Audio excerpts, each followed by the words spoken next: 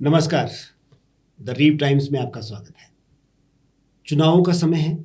यूँ तो पूरे हिंदुस्तान में हर वर्ष चुनाव होते हैं और बारहमासी हम अगर ये कहें कि चुनाव का दौर चला रहता है, लेकिन जब हिमाचल प्रदेश के संदर्भ में हम बात करते हैं तो फिर इस वर्ष के आखिर में चुनाव प्रस्तावित है। ऐसे में अब ये मंथन होना शुरू हो गया है कि कितना काम सरकार कर पाई, क्या सरकार हर वर्ग को खुश कर पाई, किन वर्गों को नाराज किया है उसने, और ये मंथन भी होना है कि हिमाचल प्रदेश में ये सरकार सफल रही या नहीं रही।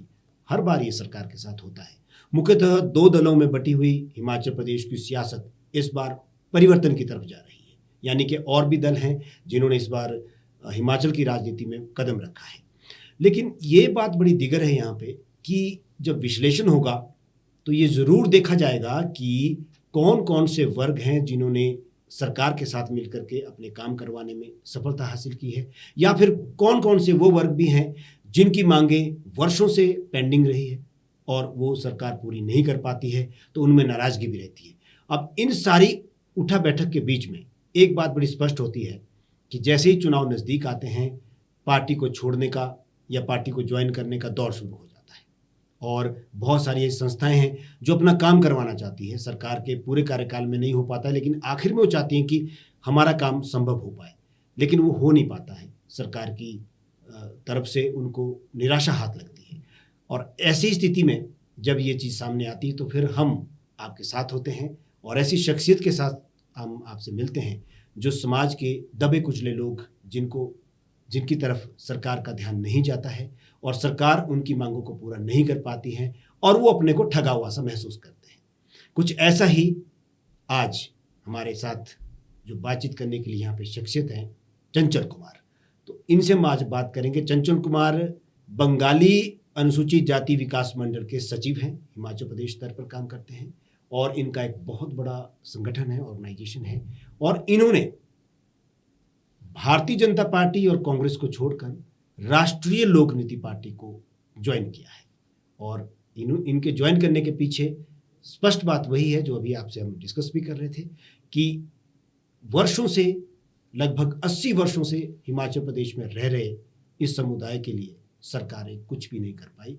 अलबत्ता इनका इस्तेमाल खूब हुआ है वोट के लिए और अपनी सियासत को चमकाने के लिए। जब ऐसी बात होती है तभी हम आपके साथ सामने होते हैं और हम आपसे रूबरू करवाते हैं ऐसी शख्सियत को जो अपनी बात यहाँ बेबाकी से कह सकते हैं। चंचल कुमार जी, आपका बहुत बहुत स्वागत है। अपना परिचय हमारे दर्शकों को दें।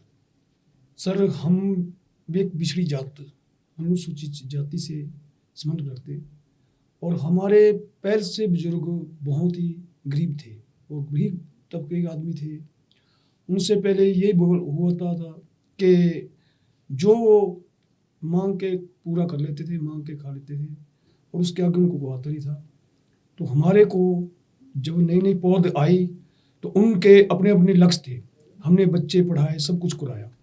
हमारे बच्चों को आज तक पढ़ाई भी नहीं, ये भी यूज नहीं हुआ। 1.5-2 लाख के करीब हमारी जनसंख्या है हिमाचल में जी। हमने सरकार से एक कल्याण बोर्ड का मुद्दा रखा कि सर सबका कल्याण बोर्ड बन चुका है, हमारी बंगाला कोस्ट जाति से कल्याण बोर्ड लागू किया जाए कि हाँ तुम्हारी सुन ली हो जाएगा। हम जब भी कोई मुद्दा रखते हैं तो हमारी 1-5 साल तक कोई सुनाई नहीं होती और ना हमारे को 5 साल तक बस ये बोला जाता है कि आपके काम हो जाएंगे। फिर 5 साल के बाद नया चेहरा आ जाता है, उसके बाद वो बोल देते हैं कि हम कर देंगे आपका काम, फिर वो भी नहीं होता। हम तो एक वोट बैंक बन चुके हैं। हमारे को एक सरकार ने हर जब भी इलेक्शन जीतने वाली टाइम पर आते तब यूज करते कि एक बार यूज कर लिया, दूसरी बार इनको छोड़ो पड़े, इनको क्या पूछना और क्या लेना इनसे, हमारे को वोट मिलेगा बस, ठीक है भाई। आप इन मांगों को लेकर के सरकार से मिलते रहे? हाँ जी, हम गए, हमने कोई सरकार आगे तक भी हमारे लेटर दिल्ली तक भी पहुंचाए मगर हमारी सुनाई कुछ नहीं हुआ। नहीं हुआ। तो अभी किस सोच के साथ आप राष्ट्रीय लोक नीति पार्टी ज्वाइन कर रहे हैं? देखो जी, हमने राष्ट्रीय लोक पार्टी इसलिए ज्वाइन की है कि हम नई सरकार को देखना चाहते कि नई चेहरे आ रहे हैं। अब देखें, अब इन पार्टियों से तो बस हम तंग ही हो चुके हैं। आते हैं, हमारे जो भी गरीब बस्तियों में बैठे रहते हैं, ये आस रखते हैं कि एक न एक दिन हमारी सेल भी देखेंगे। देख रेख होती नहीं, हमारे को उसी जगह में रख रखते हैं हम। इसलिए टाइम से जब वो कोई बड़ा आदमी आ जाता तो ये बोलता कि तुम चुप रहो, काम तुम्हारे हो जाएंगे। फिर वो 5 साल तक इंतजार करेंगे, काम नहीं होंगे, फिर दूसरी पार्टी का इंतजार करना पड़ेगा, फिर वो निकल जाएगी। अब आने वाली टाइम में हमारी जो पीढ़ी है ये पैर की तो नहीं रही। अब कोई भी मांगने वाला नहीं, कोई भी कहीं ऐसा नहीं है। अब सब जाते हैं अपना काम धंधा करते, बस हमारे को कोई सुविधा ही नहीं। हमारा जो फंड है, हम फंड के लिए भी तैयार किए कि हमारी भी तो फंड होती है, वो तो हमारे को मिलनी चाहिए, वो भी हमारे को पता नहीं। वो पता नहीं हर जाति को मिलती है, हमारी जाति को वो भी नहीं। कि एक बंगाल आपके बच्चों के लिए सरकार की तरफ से जो स्कूल है उसमें तो सभी पढ़ सकते हैं ना। जो सरकार स्कूल चला रही है उसमें तो सभी के लिए मुफ्त शिक्षा है ही। हाँ जी। आपके बच्चे भी उसमें पढ़ सकते हैं। हाँ हाँ, उसमें पढ़ा रहा है बच्चे हम। मिल रही है ना सुविधा। हाँ हाँ, सुविधा तो तो सुविधा है। वो सुविधा तो है। शिक्षा में आप क्या चाहते हो उनके? शिक्षा में हम यही चाहते हैं कि हमारे भी बच्चे आगे पढ़े लिखे, डॉक्टर इंजीनियर जैसे सबके बच्चे बनते, हमारे भी बच्चे बने, फिर सुविधा तो मिले ना। सुविधा में हमारे भी तो सबके अरमान होते हैं। जी, इस बात से इनकार नहीं हम कर सकते हैं कि पूरे हिमाचल प्रदेश में हम देखते हैं कि लगभग सभी ज़िलों में और ज़िलों से भी कस्बों में जाकर के बसे हुए हैं बंगाली समुदाय के लोग। और जैसे शिमला के हम टूटू में देखते हैं, शिमला में देखते हैं, संजौली में देखते हैं, मंडी में देखते हैं, बराड़ी घाट में देखते हैं, सोलन में देखते हैं, अर्की में देखते हैं। ये समुदाय हर जगह में बसा हुआ है। इस समुदाय के बच्चों के लिए इनका ये मानना भी है कि शिक्षा तो चलिए हिमाचल प्रदेश में सभी बच्चों के लिए मिल ही रही है, हमारे बच्चे भी सरकारी स्कूलों में पढ़ रहे हैं, लेकिन हमारे बच्चे भी डॉक्टर बने, वो भी इंजीनियर बने, वो भी हिमाचल के विकास में योगदान के लिए तैयार है, क्योंकि हम स्थायी रूप से यहाँ बसे हुए हैं।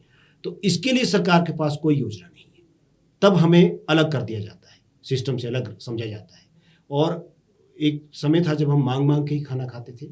आज हम अपने पैरों पर खड़ा होकर के हिमाचल प्रदेश की तरक्की में साथ दे रहे हैं, यही आप कह रहे हैं। हाँ। तो सरकार भी हमारा साथ दे, लेकिन सरकार साथ नहीं दे रही है। तो इसमें राष्ट्रीय लोक नीति पार्टी के लिए आप अभी समन्वयक के रूप में चुने गए हैं।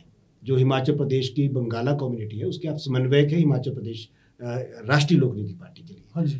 क्या प्लानिंग रहेगी, आप कैसे काम करेंगे आप पार्टी के लिए? देखो जी, हम पार्टी के लिए बस ये जो लोक नीति से हमारे को चुना गया है, और अब ये साथ मेरा जैसे साथ लगेगा और हम देखेंगे तो हम ऐसे साथ में, मैं पहले अपनी जो गरीब जनता है मेरी, और जो उनके काम ने वो हमारे को बोला है लोक नीति पार्टी जी ने कि हम पहले आपके जो छोटे छोटे काम हैं, जो बच्चों की शिक्षा है, पहले हम इनके पीछे चलेंगे। जो आपके ये छोटे छोटे कोई गरीब, बहुत ही गरीब है, इनके अभी तक भी कोई भी जो काम नहीं हो चुके हुए, तो इनके लिए मैं पहले तो यही सोचूंगा कि लोक नीति पार्टी हमारी पहले तो यही सोच पूरी करे और जी बच्चों को जो भी मिलना चाहिए। चंचल कुमार जी, इलेक्शन बहुत नज़दीक है, इसी वर्ष इलेक्शन होने हैं और इस साल के आखिर में चुनाव संपन्न होना है।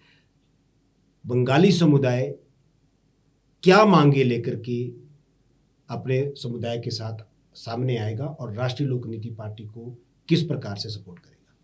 देखो सर, पहले तो जो गरीब पहले थे हम, अब कुछ तो उनमें आदमी अपने पैर पे खड़ा हो चुका है, उनने अपनी गाड़ी ले ली, अपना मकान बना लिया, सब कुछ। कोई बीच में सारे जे 10 बन चुके तो 90% आदमी वो है जो अभी भी गरीब बिल्कुल झोंपड़ी में बैठा है। वो झोंपड़ी में बैठा है, वो भी सोचता मैं भी मकान में बैठूं, वो भी सोचता मैं भी 2 वक्त की अच्छी रोटी खाऊं, अभी बच्चों को पढ़ाई अच्छी करूं। वो कहाँ पढ़ाई कराएगा, कहाँ इंजीनियर बनाएगा, कहाँ डॉक्टर बनाएगा?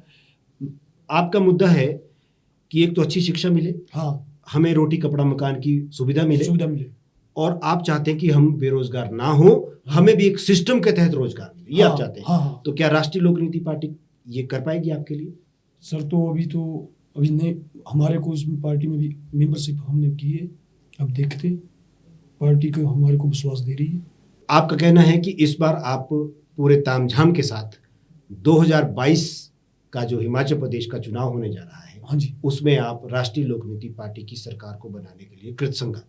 हाँ, इस बारे में हिमाचल में, पूरे हिमाचल में सचिव हूँ, तो हम देखते हैं इस पार्टी का भी कि ये बाकी पार्टियों ने तो हमारा यही बोला 5 साल तक बस टिको, तुम्हारे काम हो जाएंगे पूरे 5 साल। आपके बंगाली समुदाय के लिए आप क्या संदेश देना चाहेंगे आखिर में?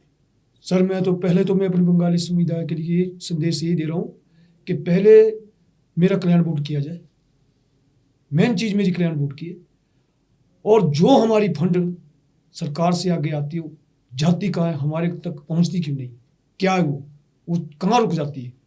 क्या इसके ऊपर सरकार ध्यान दे कि हम भी तो एक नागरिक हिमाचल के हैं, हमारे को भी तो कुछ देखा जाए कि हम किस भेष में बैठे, और मैं अपनी जनता के लिए किस भेष में बैठा हूँ, और मैं अपनी जनता का डिमांड कर रहा हूँ कि वो एक तो जो फंड रुका है कि जो सरकार देती है वो हमारे को भी मिले, और एक मेरा कल्याण बोर्ड लागू किया जाए वो हमारे को मिले, और एक मेरी गरीब जनता के साथ ध्यान दे सरकार।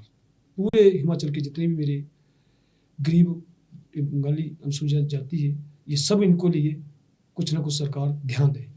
जी हाँ, शुक्रिया चंचल कुमार, आप हमारे से बातचीत की, हमारे से अपनी बात साझा की, और आपने एक नई पार्टी ज्वाइन की है तो उससे आपकी ये उम्मीदें हैं, आपने अपने समुदाय से भी अपील की है।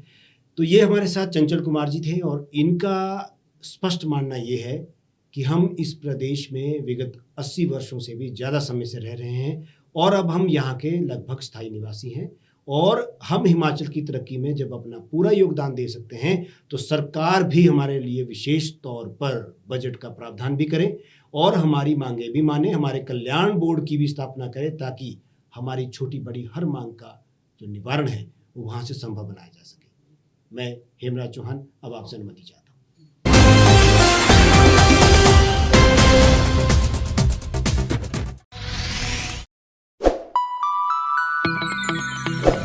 खबरों में बने रहने के लिए सब्सक्राइब करें द रीव टाइम्स, लाइक और शेयर करना ना भूलें।